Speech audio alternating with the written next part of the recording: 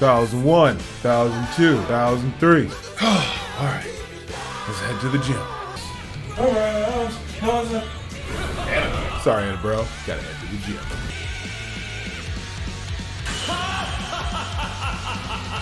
This guy is built different, but is he Chad level?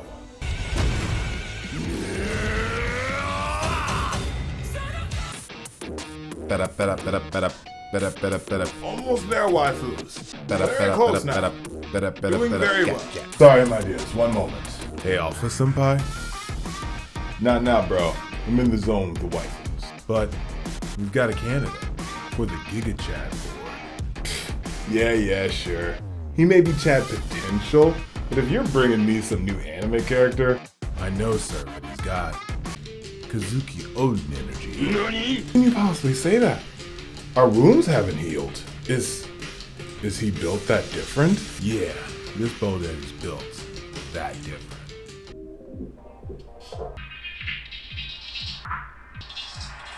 It is the end of the spring season of anime, and before we dive into a delightful summer of culture, we must first praise this outstanding lineup from spring 2022. In prior years, spring anime has had solid additions. Last year, we were treated to My Hero while screaming at the hype of Tokyo Revengers, Vivi, and 86. Our tears flowed incessantly within Fruits Basket's final season, while having our souls crushed even more within To Your Eternity. And the last from Miss Nagatoro and Slime Diaries were a blessing for those quirky enough to understand the timing of comedic punches. And similar to that amazing season, much of the magic can be found from spring of this year as well. Shows that the light and excite strike fear into the funny bone. The compilation that we were witness to was truly spectacular, and like last year, a gem has emerged. A year ago, spring gave us a nuanced dance of understanding, subtlety, and depth.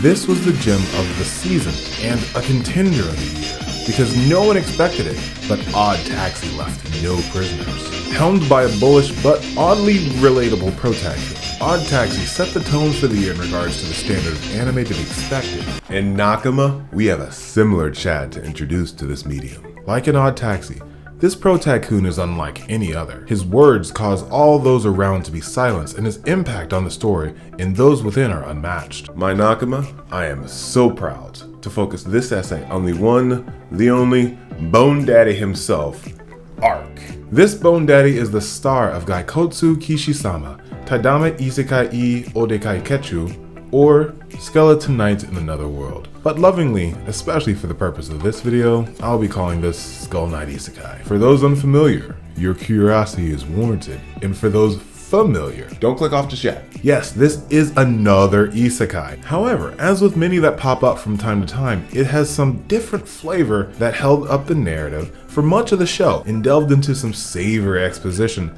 that was not only warranted through the course of the story, but allowed the narrative to swirl into something greater. What maintained our attention through the first half of the season with a plethora of laughs, with some occasional bouts of extreme cuteness, but that is it.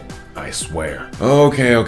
I wouldn't be a true man of culture if I did not point out the super hot dark elf women traveling companion.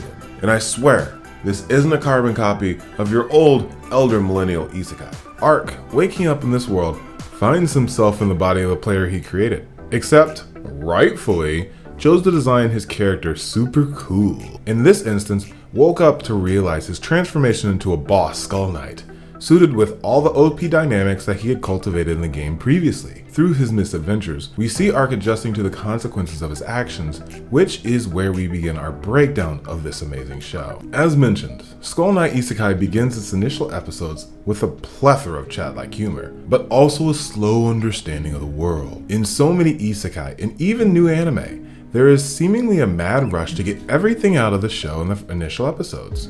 Within Skull Knight Isekai, we were allowed to journey along with Arc over multiple sequences, not only to understand how the world is structured, but also how Arc's attitude will play into it.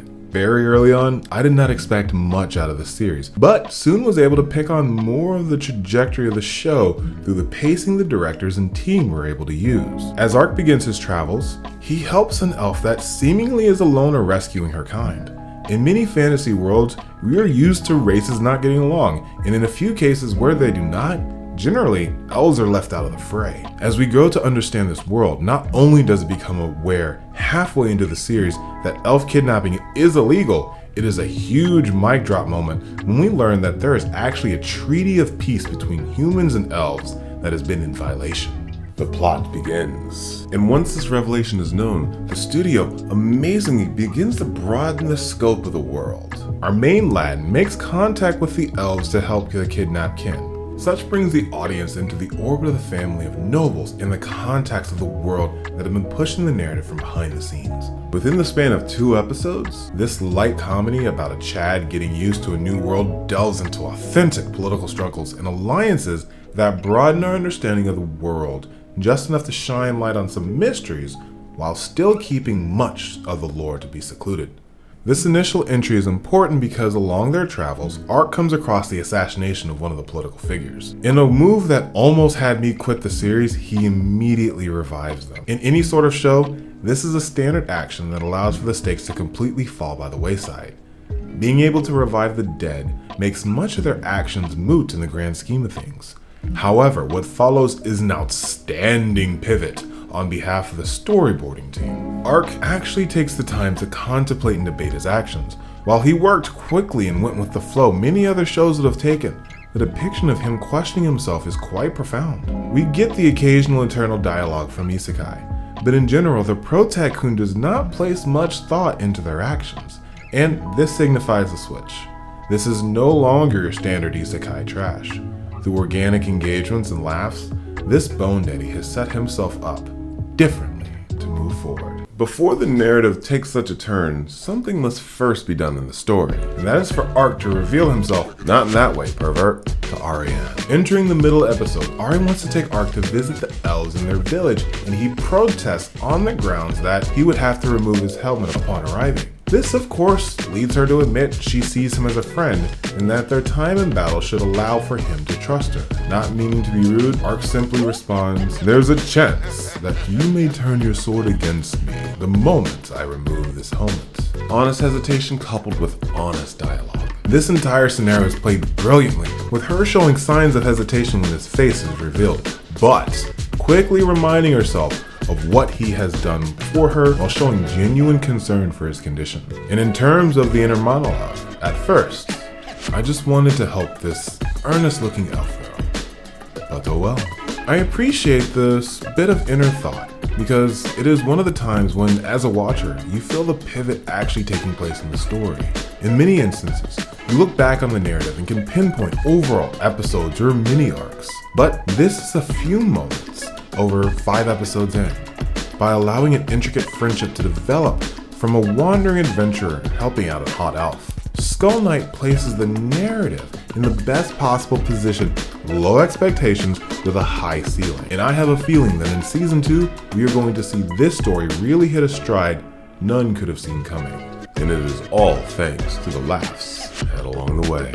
And what laughs they have been. From witnessing Ark's inner weeb slip out, to the full-on snuggle fest Ari had with Ponta when she thought she wasn't being watched, each character of this show has a sense of humor that is both distinct to them, but also bounces amazingly off supporting characters. Seeing Ari as an elf, Ark gets flushed.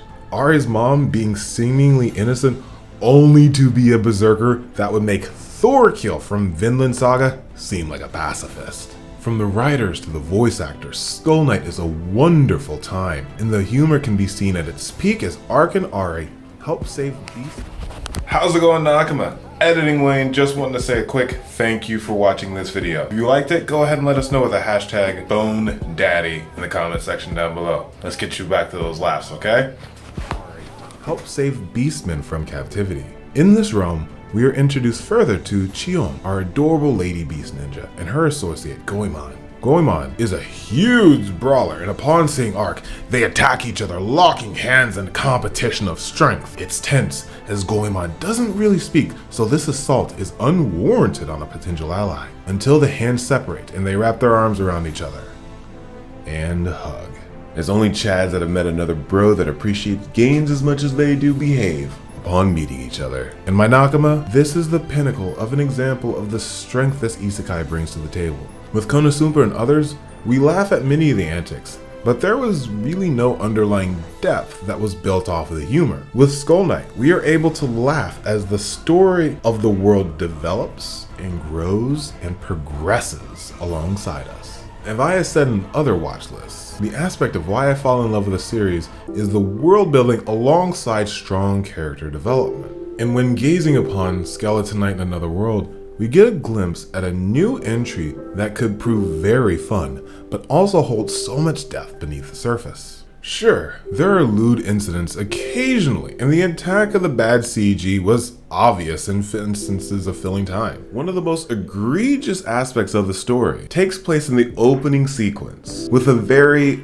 uncomfortable Goblin Slayer-esque opening. Nothing happened, and I swear the lady was saved, but that is something that needs to be mentioned upon recommending this anime. However, taking into account the core identity of the production and understanding that there is already a second season greenlit causes fans of this series to have something to be excited about. Even though we were only able to see the world for a brief 12 episodes, Skeleton Knight in Another World is a gem that I truly believe not only fans of isekai, but those that find a sense of thrill in exploring a new world, and those that spend hours researching each aspect of a character they are enamored with will enjoy. It is still way too early to say that this will become an isekai of note, and while there is so much problem, the likelihood of this reaching odd taxi status is highly unlikely. But that does not mean that nothing can come from this story.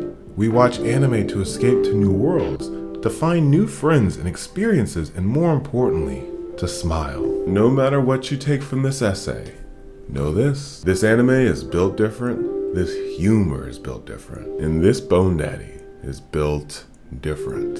In my Nakama, that is why you should watch Skeleton Knight in Another World.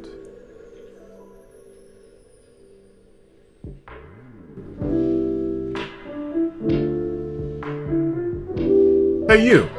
Yeah you, the amazing Nakama that made it to the end of our content. Hi, I'm the Dark Briton with the Runaway Warlords, and I'd like to personally say thank you for being able to check out our video. If you like what we have, go ahead and subscribe. That'll really be able to help you out. If you want to check out another video, we have one right here.